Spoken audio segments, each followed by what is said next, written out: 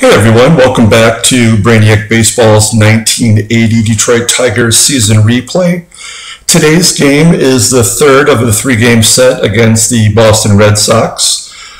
We've taken the first two games of the series, and in today's matchup we have Jack Morris at 2-3 on the year, going against Steve Renko, who is 3-1 on the season. It's been a few days since I've played my last game, so as a reminder, we did have a big trade. We did trade a up-and-coming starting pitcher, Mike Chris, to Boston, in which I got Carlton Fisk and Bob Stanley and Gary Hancock. Of the three, I've put Carlton Fisk in the DH spot, and I've actually moved Bob Stanley into the starting pitcher role that Dan Petrie had. He's really struggled on the year. And so we're going to give Bob Stanley a chance to get a few starts and hopefully solidify our third starting pitcher role. And maybe a few days or a few weeks for Dan Petrie in the minor leagues will help improve his skill set. So today's game, we do have Jack Morris going for us. He's been solid, if not great, for us. So I'm excited to see if we can get him back on the right track. I believe he's lost 3 games in a row. So in today's matchup, we are down one middle reliever, Dan Schatzeder. He will not be available today. Let's take a look at our matchup, our batting lineup against Steve Renko. We have our primary lefty lineup against our righties. We have Sweet Lou batting leadoff. We got JT playing first base today, and the aforementioned Gary Hancock in right field. He's hit really well for us since we've picked him up. I guess he's only 1 for 4. My bad. I thought we've had him for a couple games, but I guess we just had him starting one game. But if you followed along, you'll know that we have a really poor defensive outfield, and so that's his primary role, is to give us a little bit of defensive help out in right field. All right, let's get started with today's game. Batting leadoff for Detroit is Sweet Lou. Let's get it going. Play ball! Ooh, that's a bad start as Lou goes down looking in his first at bat. And here's Tram. Tram is a long fly ball out to that little triangle in Fenway Park. It's 2 down, and here's Carlton Fisk facing his previous team, and he goes down looking too. So not a good start for us as we go down 1, 2, 3. We have Joe Morgan facing off against Jack, and if you've been following along, you know that I always pull the outfield in against speedsters to prevent balls falling in, but it looks like Morris is going to walk Morgan. And so we have Morgan at first facing Wade Boggs. Morgan steals second.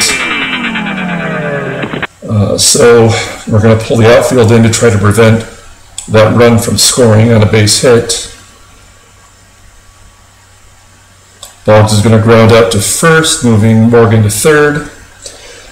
And that brings up Hall of Famer Jim Rice. We're going to just play straight away in the outfield.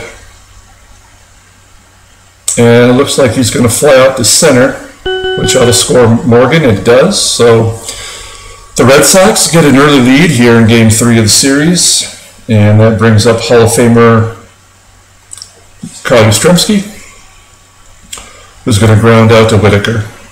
So we'll head to the top of the second, down 1-0. Let's see if we can't get the game going for us here with Steve Kemp, who's going to fly out to second. And that brings up big wheel, Lance Parrish. Parrish goes down swinging. It's 3 Ks for Renko so far. JT's up, and he's going to line it to left field for our first base hit, first hit of the game. We have Brookins playing third today. Strong defensive third baseman, but not a great hitter. He'll take a walk, and we got runner in scoring position for Gary Hancock. Watch your profanity. We're going to let him swing away. And he takes a walk. So we have bases loaded for our number 9 hitter, Dave Stegman, who is hitting a little bit better. He's batting .213 versus righties. So let's see if he can come through here in the clutch. No, he goes down swinging for the 4th strikeout for Renko. So we leave the bases loaded. Head to the bottom of the 2nd. And Jack Morris facing off against Freddie Lynn. Lynn gets the first hit for Boston with a base hit to left. And that will bring up Hall of Famer Tony Perez. Wow, stolen base for Lynn. That's 2 stolen bases this game for the Red Sox. Parrish is a better defensive catcher than Fisk is, but so far the Red Sox are 2 for 2 in stolen bases. Bring the outfield in, try to prevent that run from scoring on a base hit, but Morris walks the second batter, so that brings up Dave Rader, the Boston catcher. We're going to guard the lines and hope for a double play here. No, it's a base hit to right. It's going to score Lynn from second. And we're down 2-0. So we have Burleson up with a 2-0 lead. He's a pretty strong bunter. But I'm just going to guard the lines again, try to turn a double play here. There's Morris's first strikeout of the game. And that brings up light hitting Tom Paquette. We're going to play straight away. Oof, base hit up the middle. That just moves the runners up a bag. And that's bases loaded for the leadoff hitter. Pulling the outfield in for Morgan, as I always do. He's 0 for 2 with 2 walks against Morris this season. Make that 3 walks as he walks in a run. And now we find ourselves in a real jam here with Wade Boggs in his rookie year for Boston. He is 0 for 5 against Morris this season. And there's Morris's 4th walk. So, oh man, I really need to consider whether I need to bring in someone else. I'd like to get a couple of innings out of Morris. But we're going against a pass ball. That'll bring in the 5th run of the game. And I should intentionally walk Rice, but I'm going to bring the infield in, try to prevent Morgan from scoring. And I think that's going to work. It does. We get Morgan out at the plate, and that brings up Yaz, who's 0 for 2 with 2 walks against Morris this season. And he's going to ground out to Brookins. So we get out of that inning, and we need to get some runs here against Steve Renko. If you're not familiar with Renko, Renko had a 15-year career where he had 134 wins. He did end his career with a 23.6 career WAR, so he's a pretty solid overall pitcher, pitching for mostly poor teams. Whitaker leading off the inning, grounding out to first base. Renko was a converted first base outfielder in college, and he was actually the last pitcher to bat higher than 7th in a baseball game before Dontrell Willis did it in 2005. Renko went 2 for 3 in that game, so he was a really good hitting pitcher. but he got traded over to the American League, and of course he never batted again. So pretty solid hitter though. It's 2 down, and we have Carlton Fisk at the plate, who's going to ground out to first. So we're going to have Morris on a really short leash this inning. He's really struggled this game with 4 walks. Freddie Lynn flies out to center field for 1 down, and that brings up Tony Perez. Perez is going to ground out to Tom Brookins at third. It's 2 down, and that brings up catcher Dave Rader, who is going to fly out to right field. So a 1-2-3 inning for Morris, which we really needed. We'll take that, and let's hope we can get some runs going here. Starting off with Steve Kemp, who's going to get a base hit to left. Oh, do I want to stretch it to a double? No, I'm not going to risk it. We're down 5. It's only a 30% chance, so we're going to say no. And man, I'd like to hit and run to get something going here, but we're going to let Parrish swing away, and he grounds it right to short for a double play. So I should have went with my gut on that, but I did not. And 2 down for JT, who goes down looking. So that's 6 strikeouts for Renko. It's not looking good for us early on here. Morris gets a 2nd strikeout against Burleson, bringing up Tom Poquette.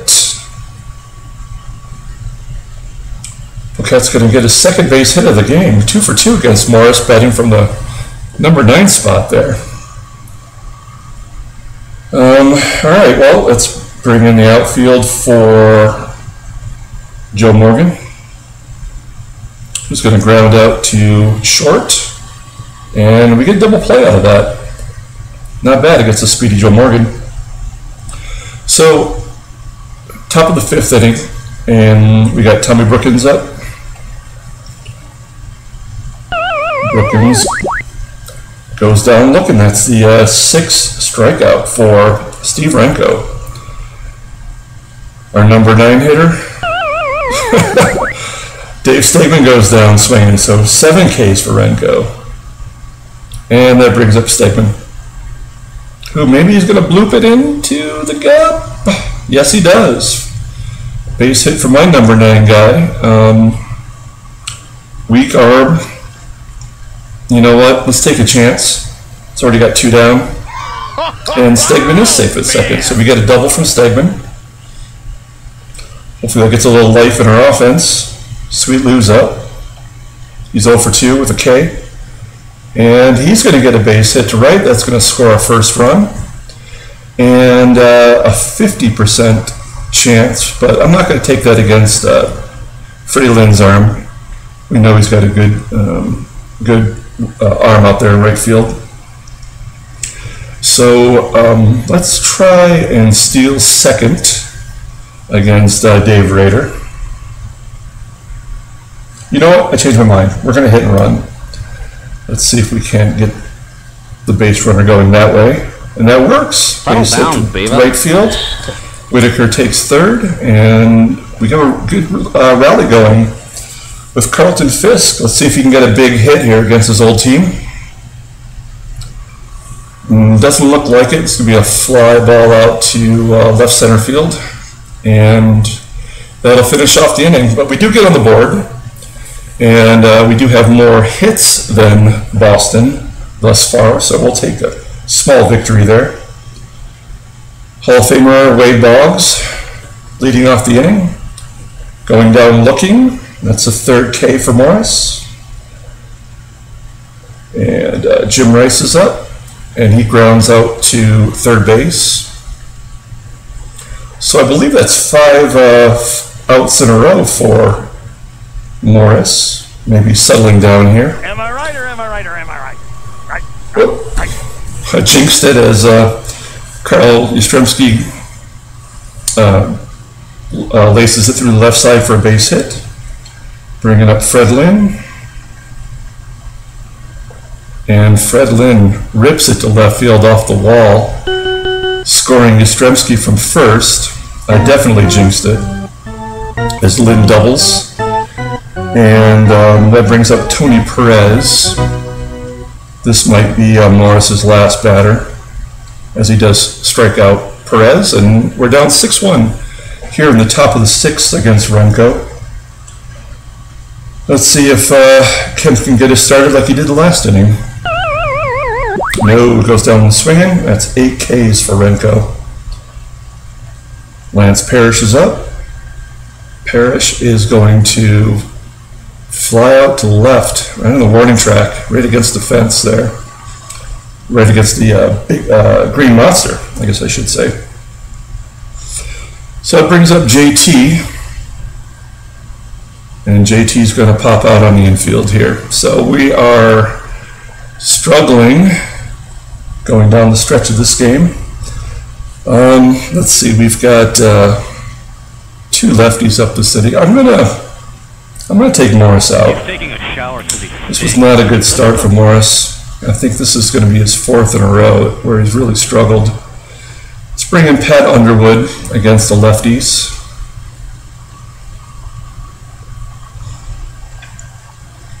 Underwood is going to face Rader, and Rader lines out to Brookins at third.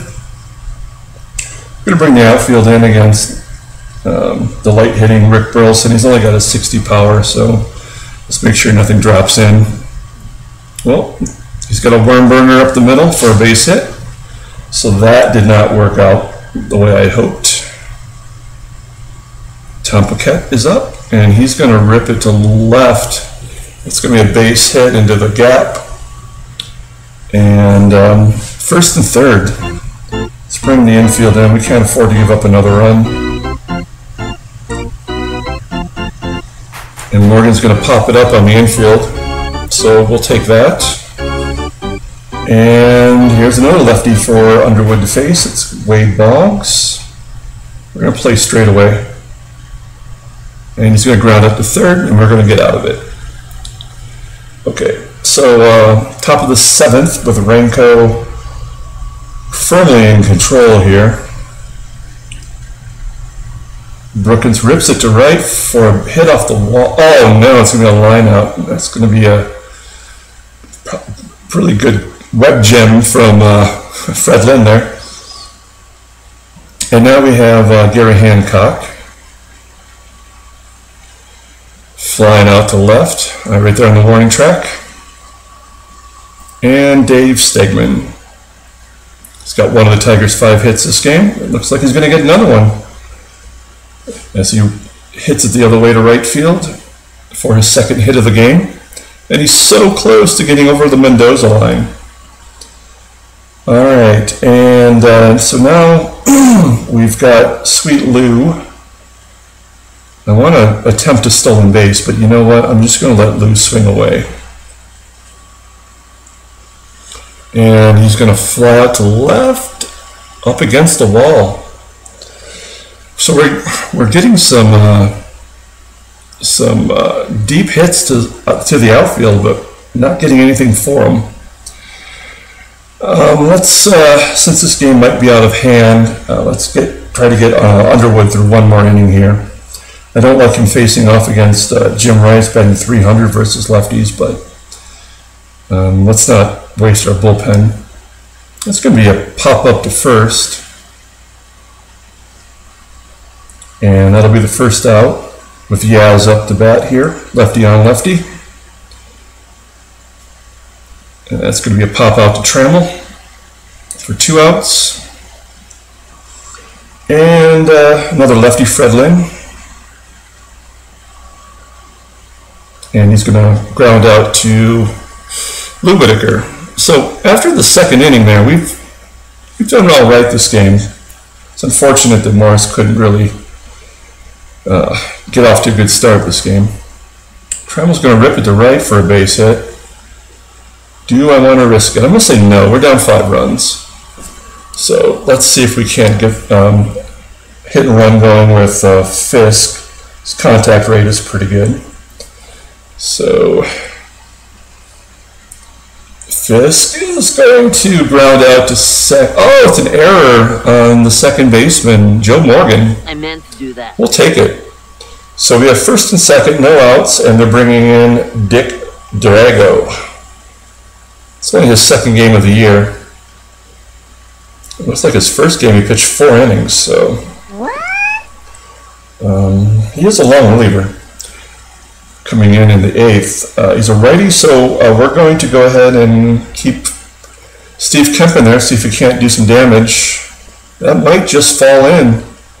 It does. That'll get Tremble in from second. And do we want to risk Fisk going to third? 80% chance, and we have no outs. No, we don't want to get the first run out at the first out at third, so we're going to say no. And we're going to see if Parrish can't do some damage here. We have a little rally going. It's going to take a strikeout looking there.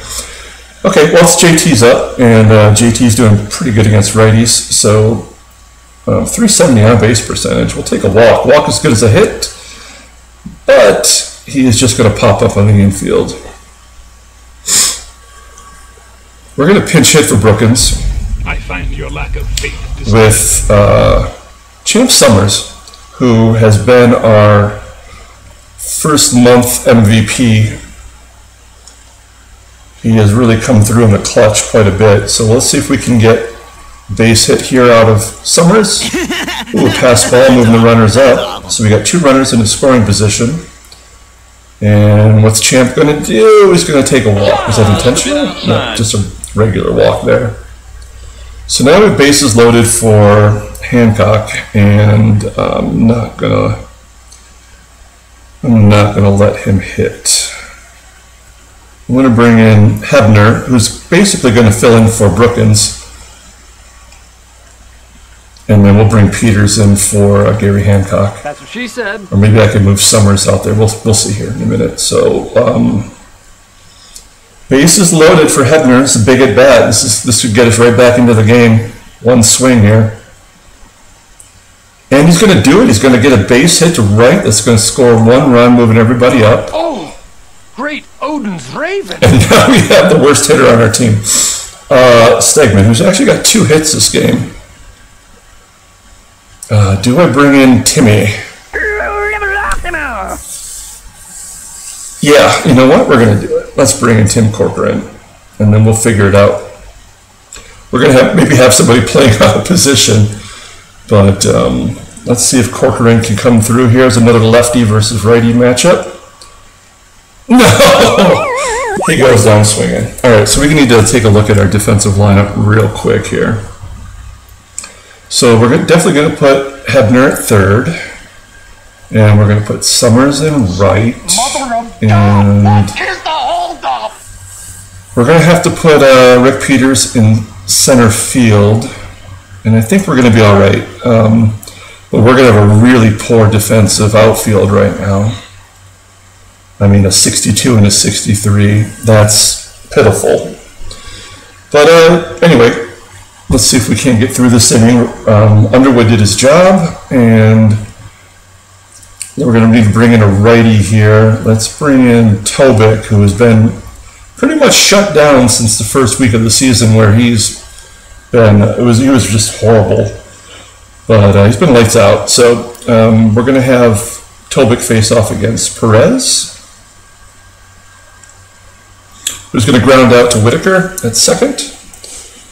And that brings up Dave Rader, batting .391 on the season. Whoa. .563 versus righties. Let's see what happens here. Oh, he jacks it. Well, I guess we could have predicted that on the way he's been swinging. So it's a 391-foot home run to right field over the short porch there. So that did not work out the way we planned. Tobik versus Burleson. Grounding out to third, and that brings up Tom Paquette, who's got a couple base hits this game. flying out to left field, up to Steve Kemp there. So that did not go as we'd hoped, as the Red Sox get one back, lead 7-3 here in the top of the ninth. And Sweet Lou leading us off. He's going to go down swinging for one out. Tram is up. And he's going to ground out to second base for 2 outs. And that brings up Carlton Fisk. He's our last hope here. And he might have dropped one in there. No, Fisk. Fredolin makes the catch, and we're going to lose 7-3. That's a bummer.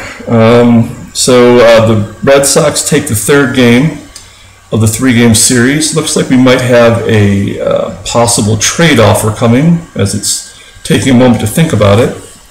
And there is one. The Rangers are offering us great defensive catcher Jim Sundberg for Chris Pitaro, who was one of Sparky Anderson's favorite players.